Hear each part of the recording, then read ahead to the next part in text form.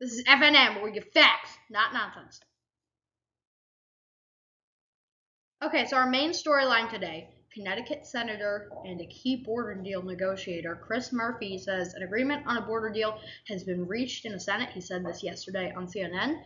The border deal has been subsequently endorsed by people like Joe Biden and Nancy Pelosi. The one hurdle to it is that Donald Trump has not endorsed it. We will see how it kind of plays out from there. There are really three main components to this bill, or at least it includes the president has authority to shut down the border with high crossing, that would be up to 4,000 a week in certain areas, and it also includes quicker asylum relief for migrants of war and quicker expedited work permits for people coming here on permanent visas and stuff from other countries. It's pretty monumental because this was reportedly, as recently as last week, said that people said this was not going to happen. So it's pretty monumental that this has gotten through. Okay, so now for an update on the Israel-Hamas war. There were the names released of the 3 soldiers killed in the drone attack on the U.S. base. I don't have those, but they were over 30 were also injured in that attack. The UN lead agency in Gaza says that it fears that they are running out of money. As I reported the other day, many lead countries such as the U.S. and many countries in Europe have stopped funding it in an effort to kind of stop the war. And there was some heavy rain in Gaza over the last weekend or so. It led to flooding, some torturous conditions for people living out in the streets. And U.S. Leaders from the U.S., Egypt, Syria, and Israel held meetings in Paris to discuss the possibilities of a possible ceasefire into the war. So the U.S. news and your stocks for 129. Big news story. The United Auto Workers endorsed Joe Biden for president. Donald Trump was not happy. He posted on his social media platform, Truth Social, insulting the leader, Brian Zane, and really getting mad at them. There's one more endorsement that's been talked about, really, because it could influence quite a large part of the American population, Taylor Swift. We will see what route she decides to use. She'd end up endorsing Joe Biden and Kamala Harris in 2020, but it's pretty important to note that. For your stocks today, the Dow was up 224 points, about 0.6%. The NASDAQ was up 172 points, about 1.1%, and it is nearing a record high. And the S&P once again set a record high, up about 37 points, or 0.75%. All right, your sports roundup. The Super Bowl is set.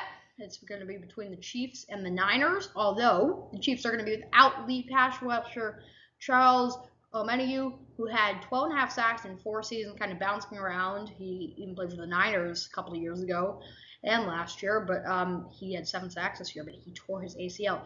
And going through the NBA standings, you can see it here. The Eastern Conference is to the east. The teams currently qualified to make playoffs: Celtics, Bucks, Sixers, Knicks, Cavs, Pacers. And then the 4 teams in the play-in, the Heat, the Magic, the Surging Bulls, who I must note started 5-14. I got a bit of a bias as a Chicago fan, but they were 17-11, and they can continue that current form, and they will break into that top 6. And then the Nets are right on that cusp, as well as the Raptors, to try and break into that top 10. It's actually shaping up to be a pretty similar year to last year. On the West, Thunder, Timberwolves, Clippers, Nuggets, Kings, and Suns are currently qualified to go in. Pelicans, Mavericks, the Lakers, and the Jazz are all out. And the Golden State Warriors sit in 12th with Steph Curry and Klay Thompson. Who would have thought of that? And the Trailblazers, after losing Damian Lillard, sit in 14th. The Grizzlies have lost John Morant. The Rockets have not performed. The Spurs are in a rebuild. So all 5 teams in the Western Conference have got things to worry about a little bit.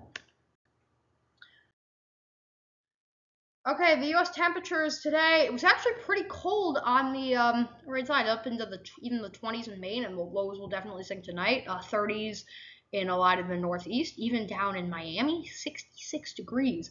You could see 50-degree temperatures as far south as Atlanta and Tallahassee and New Orleans. 40s in Memphis. Even coming down, areas of the Rockies saw temperatures in the 30s today. U.S. high temperatures tomorrow. It's going to be a bit warmer, but I think there could be some warmth coming for the kind of northeast area and some areas, but it won't be too bad. You could see temperatures in the 60s in northern Montana And then in Memphis, it could be 40 tomorrow. So it's really all varying game. And there's this atmospheric river coming in on the west coast. You could see, especially in the California mountains, you could see up to 24 inches of snow and or rain. And you could generally expect 1 to 2 inches for most of the west coast. You could see widespread amounts of that, or maybe some localized areas of 3 to 8 inches. This has been FNN, where we get facts, not nonsense. Thanks for watching.